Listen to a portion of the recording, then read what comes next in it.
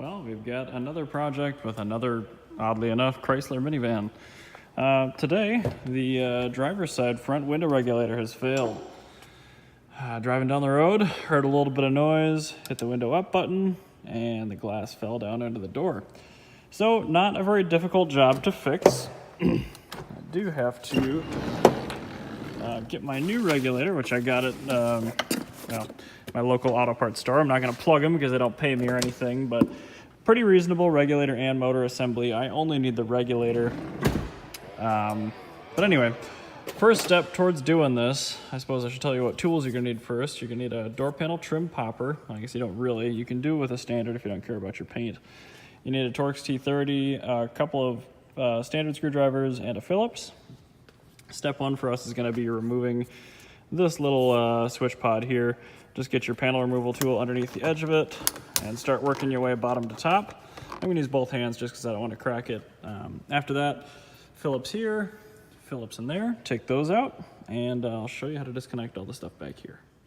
Okay, so once you have the switch pod out, you can see where the anchors are. Here, and here. Move this little red tab, which I'm probably going to need an implement of doom to move. You're going to push it toward the left of the screen. So you're going to push it out, and then once that's released, you can grab down on this green tab, push it, and then pull the green away from the switch pod. And then this little connector right here, I believe you just give it a, this little one right here, I believe you just give it a tug, and that one should come out as well. I don't really see any pin on it, so just be careful. Should be pretty easy though. I was incorrect, there actually is a little pin, so just pop your flat blade in and pull that little edge down, and the seat memory, if you have it, will come right out at that point. So we've got all the wiring portions taken care of. Next up, I'm going to go for those two Phillips screwdriver screws, I guess, rather. Then after that, I'm going to take my door panel pop tool, and I'm going to work my way from bottom to top around the edge, just shoving it in like that and, popping away. There are some plastic clips in there, and they will release pretty easily, and then we'll be lifting the door panel up. So all I've done is take the clips, which you can see those little white things around the perimeter. I've popped those off. Next step is going to be the actual door handle rod. And how you remove that is you shouldn't need a tool for this, but maybe you do. What you gotta do is swing this white plastic piece out this direction. So looking at it top down, you're gonna go counterclockwise 90 degrees. And then once you've done that, the rod will drop out the bottom. So my camera had an issue, but anyway, it normally is installed just like that. So swing this around up, and then this will drop right out the bottom. The next one right here. Get your flat blade in the top, and you're good there.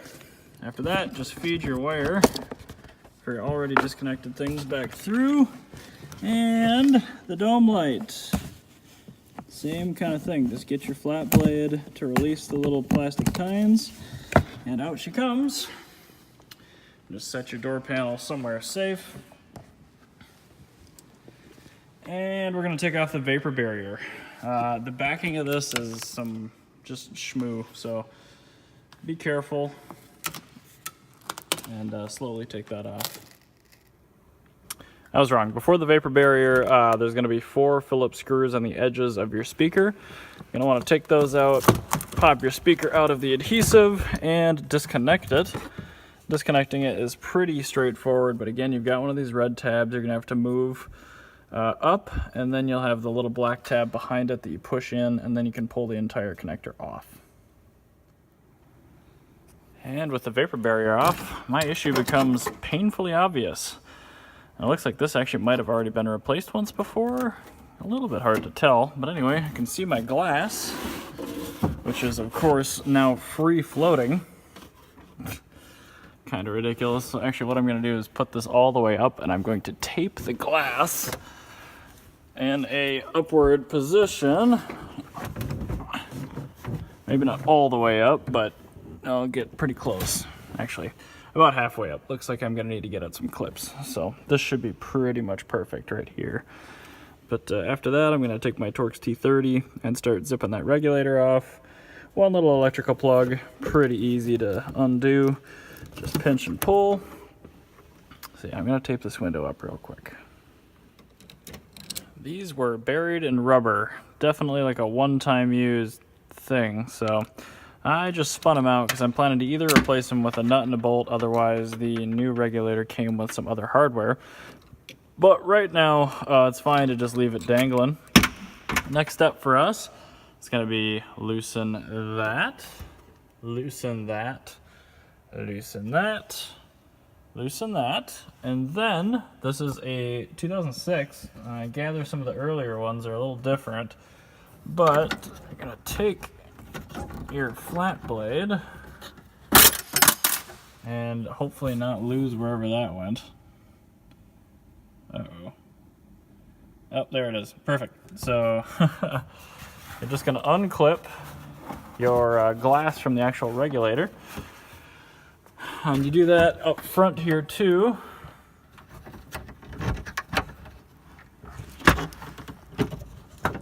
Sorry for the videography here.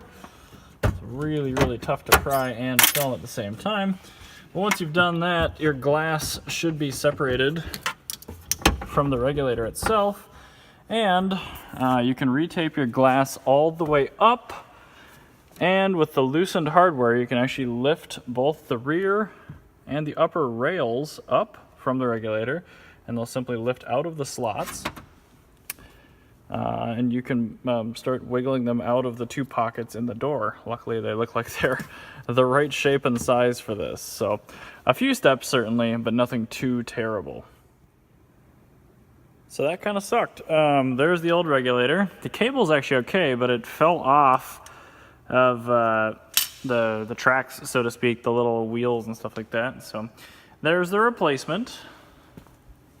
And they do give you nasty looking little clips to install them with, which I'll probably use, I guess. I mean, they came with it, as well as instructions, which I didn't see before. So I'm going to start fishing this thing into the door, kind of the same way the old one came out. There's really no method to it, just however you can bend those little tracks to fit on in there, then you're pretty much home free. And then I was noticing that the actual window grabber things are completely different style. So I'm not sure if that's something I've got to transfer over. It might be. It's a little bit strange. So it looks like the actual plastic itself is the same. But, wow. Yeah, I don't know. That's a heck of a difference there.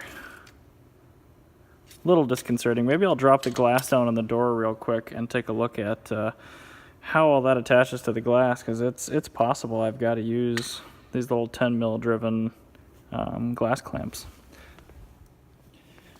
So I just took the glass out of the door. Here's my dilemma. This has the push-on style clip fitting things, and this has got its own little clasps. So there's really nothing I can do. I can't transfer the carriages over because they're a different style. So what I'm going to do is I'm going to take my death wheel, I'm going to slice all the way through the old clamp, try to take it off. It's got like concrete for adhesive in it, so I'm really worried, but I think I have to roll the dice because there's nothing I can do otherwise. Well, I would never ever want to do that again, nor would I recommend doing what I just did, but I've got to get this thing back together, and it worked. I'm not going to touch either one of them because they're extremely hot, but it worked. I just cut a seam right in the back, and then I was able to wiggle my standard very gently and push it off. So now I'm going to put the glass back in the door, and then I'm going to tape it up, and then I'm going to put the new regulator in, then I'm going to fasten it. Well, that was an absolute nightmare, but it's in. I've got just the fasteners kind of snug, finger tight, and I've got the window cluster back installed. So now I'm going to turn accessory power on. Interesting, I don't have any power.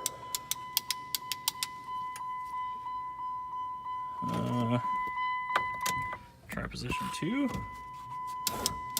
There we go. So I'm going to peel the tape off. And what I'm going to do is I'm going to put the window all the way up lightly, and then once it's up, I'm going to snug down the fasteners the rest of the way.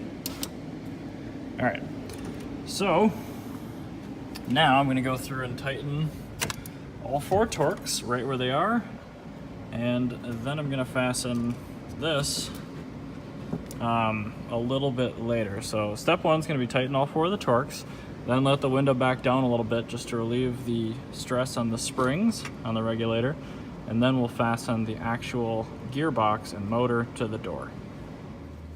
Okay, so the included mount kit with my regulator came with 4 snap-ins with some jaws. In order to install them, you very simply push them in place.